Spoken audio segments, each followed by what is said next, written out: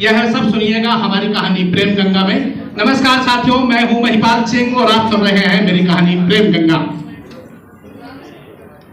कृष्ण राधा से कोई 16 वर्ष की अवस्था में बिछड़ गए थे और फिर कभी नहीं मिले।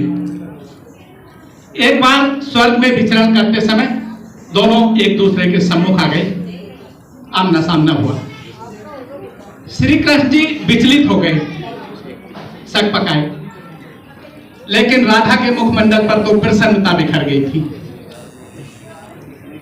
श्री कृष्ण इसलिए विचलित हो गए क्योंकि वह प्रेम को छोड़कर गए थे, और राधा के मुखमंडल पर इसलिए प्रसन्नता बिखर गई क्योंकि वह प्रेम में गई थी, वह प्रेम में डूबी हुई थी। सब कुछ चाहते श्री कृष्ण कुछ कह पाते, इससे पहले ही राधा बोल उठी,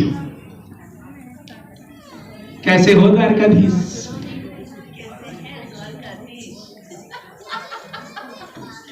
जहां अच्छा लगे चाहते हैं कि मैं राधा का एक छोटा सा शब्द बोल सकूं। कैसे हैं द्वारकाधीश? कैसे हैं द्वारकाधीश?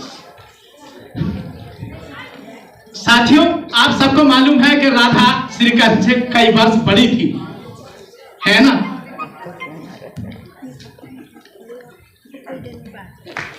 कैसे हैं द्वारकाधीश?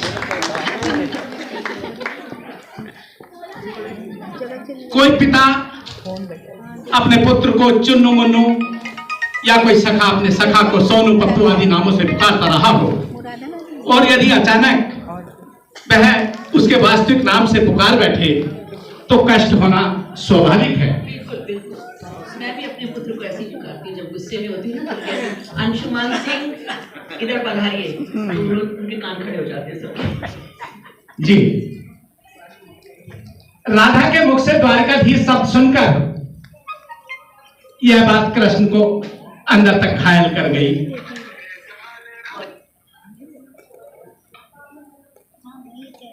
तुम ऐसा क्यों कहती हो राधा?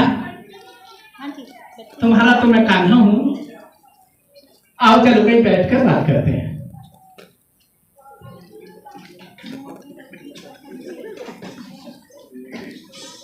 राधा, मैं तुमसे बिछुड़कर बहुत दुखी होता था राधा, मुझे तुम्हारी बहुत याद आती थी राधा। मैं तो बिछड़ के आपसे दुखी नहीं हुई कभी, क्योंकि आप कभी याद में जब आएंगे, जब कहीं जाएंगे, मेरे तो अंदर ही है, इसलिए कैसे बिछड़ के दुखी होंगी मैं?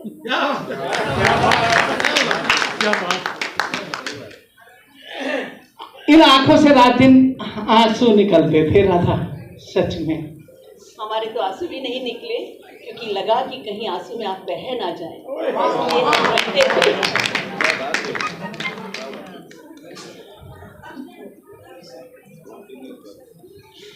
अनुमति हो तो मैं इनको कृष्ण बनाता हूं, राधा की तरफ से बोलता हूं। मैंने तो ऐसे ही बोला, आप अपनी कविता को पूरा करिए। क्षमा चाहूंगी। कुछ कड़वे सत्य वचन सुन पाओ तो मैं कहूं। ये राधा कह रही है कृष्णा को कि कुछ सत्य वचन मैं कहूं जो कड़वे हैं, सुन पाओगे? ये राधा कह रही है। कान्हा से द्वारकाधीश बनने पर, प्रेम से अलग होने पर तुमने क्या खोया, एक आईना दिखाऊं मैं? वाह भाई साहब, वाह, क्या बात।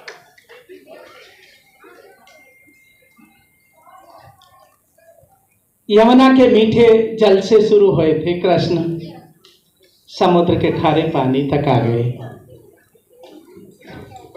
कृष्ण कभी सोचा इस तरक्की में तुम कितने पिछड़ गए हो?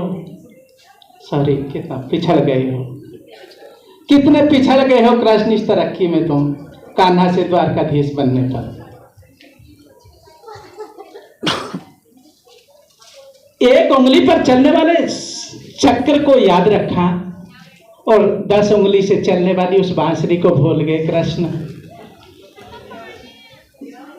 कृष्ण, जब तुम प्रेम से जुड़े थे तो एक अंगुली पर गोवर्धन पर्वत उठा लेते थे कृष्ण, गोवर्धन पर्वत, लोगों की रक्षा करते थे, लोगों को विनाश से बचाते थे कृष्ण।